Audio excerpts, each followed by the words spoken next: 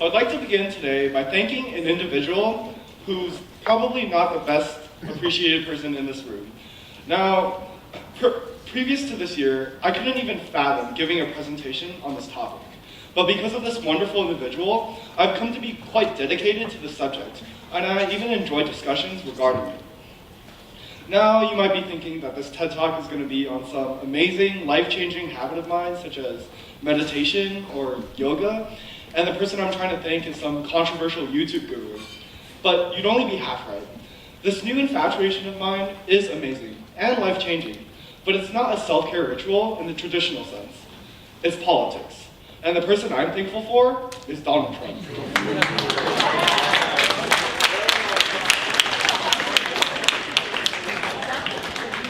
Like many of you here today, I'm personally appalled by the statement that just escaped my mouth.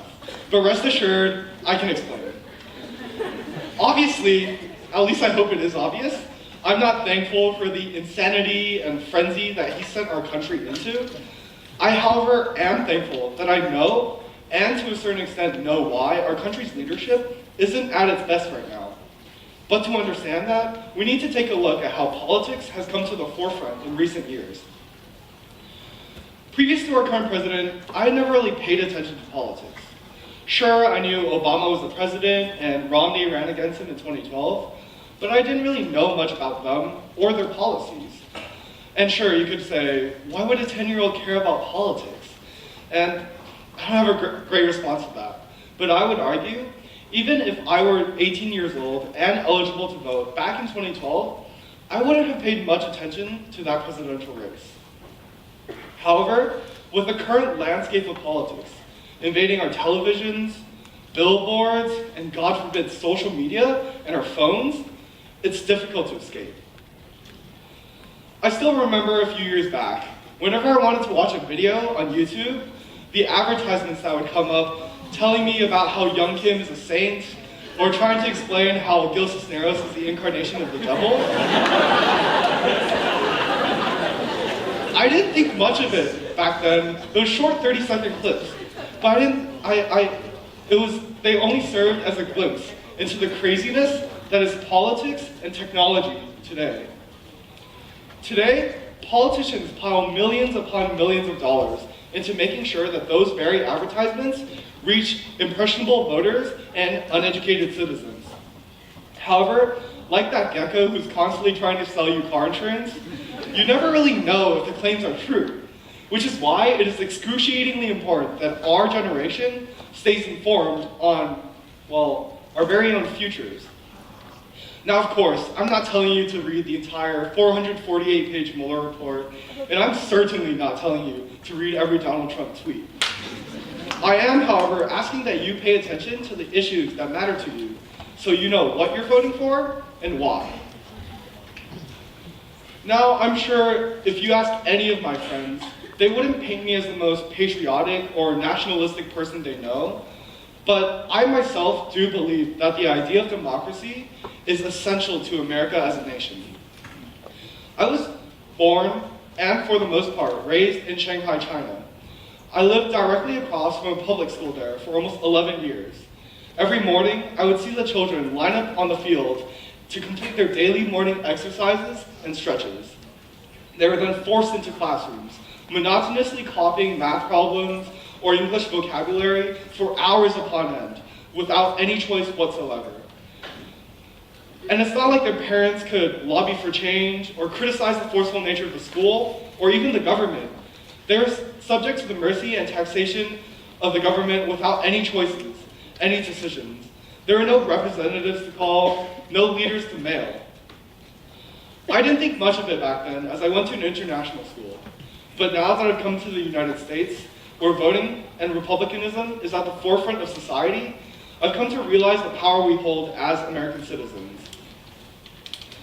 Thinking about it now, democracy in America is ludicrous. Although we've adopted republicanism and utilized representation in government, the power a single American has over their own future is indescribably great. We, as American people, are able to decide how the government spends all that money it takes away from us on payday. We're able to influence how our country interacts with foreign world powers. we're able to highlight the important issues that society needs help with, and we're able to decide what laws are enforced in our country and how they are enforced. And contrary to all the complaints in the past few years, we are able to select our own representatives. Now, with this great privilege that comes with voting, we must make sure to make use of its full potential. It's crucial now in our age of digital media and information, more than ever, that we stay informed and make our voices heard. It's imperative to know the difference between your certified political pundit and that guy on Twitter whose bio lists all of their meaningless titles. It's important that we know the difference between what is true and what is, as our president calls it, fake news. Just 2 months ago in September, Facebook made a critical policy change when it comes to political advertisements. Unlike usual advertisements about miracle products or medical drugs, political advertisements do not have to abide by regulations regarding the accuracy of information.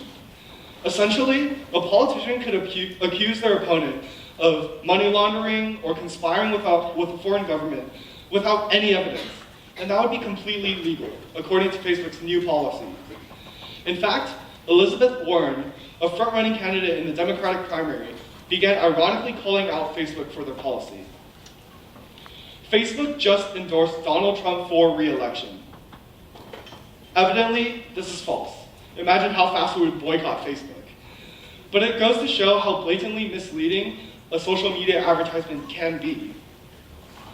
In his congressional hearing, Mark Zuckerberg, the CEO of Facebook, defended the policy change, stating, "I believe people should be able to see for themselves." However, by the concept of social media advertising, the social media advertisements are already in direct conflict with his statement. By the mere nature, Facebook advertisements allow political candidates to specify the exact information that is pushed towards the exact demographics, and in doing so, control what the people are able to see. This form of pushing a political agenda can, as the CEO of Twitter, Jack Dorsey, put it, bring significant risks to politics, where it can be used to influence votes and affect the lives of millions. Now, that's enough cynicism and negativity. How can these forms of misinformation be stopped? First of all, we need to be able to differentiate between meme and matter. Sure, it's hilarious when our president suggested that America strengthen its southern border by creating a moat around a wall filled with alligators and snakes. And after you recover from the fact that his aides actually saw cost estimates for this endeavor, realize that the president of our country, arguably the most powerful nation in the world, just proposed that our tax dollars go towards reptilian border guards? Now, don't get me wrong, political memes can be quite hilarious, but they are so because of how outrageous our government and its plans are. And sure, you can get quite a bit of information from memes and satire, but at the end of the day, that's not why they were created. They were created to poke fun at the issues that can and may very well affect us in the future. So the next time you're scrolling through Facebook or swiping through your Instagram stories and you come across that political tweet or remark, instead of simply laughing and dismissing it, let's make sure that they stay tweets and remarks and do not become our reality. I hate to say it, but staying informed now is much harder than before, but it's still definitely possible. One of the most important things you can do to stay updated with the issues that resonate with you, whether that be the economy, education, ethics, or simply just how early you have to wake up in the morning for school, is by sourcing your information from a few different places. With the degree of division and partisanship in our society, it's easy for many of us here to only read or watch news outlets that agree with our very own opinions. It's easy for many of us here to read any publication, even mildly agreeing with one of Trump's policies, and cast them out as complete idiots. And I get it. I would hate to agree with a bigot. But if we don't even hear the opposing side out, then by the very definition of the word, we would be bigots as well. I believe it's not up to news media to give us our opinions and dictate the way in which we vote. If we simply allow Fox News or Fox News to tick our boxes, we would be wasting the entire idea of democracy. Instead, news media should only serve as the basis from which we form our opinions. But most importantly, make the effort to vote and participate. I'm sure many of you here have heard the no politics at the dinner table rule. Well, I'm here to tell you that it should be broken. Those politicians who denounce the idea of their very profession, the political process, who claim to be improving the American democracy by implementing bogus voter ID laws, are the very same people who would benefit if fewer people voted and everything stayed the same. They're the people painting American politics as a firestorm of complications or a minefield of indictments. They're the people who hope that our generation will steer clear from the mess that they sketched, that we will simply allow them to mold our futures, that we will forego the privilege to our ballots. Since its foundation, America has been widely regarded as a land of opportunity and freedom. It's allowed people from the bottom to flourish and succeed, while simultaneously supporting the oppressive and monopolistic nature of corporations and the upper class. But regardless of these factors that may contribute to our daily quality of life, we all have one equal opportunity, the opportunity to vote. Thank you.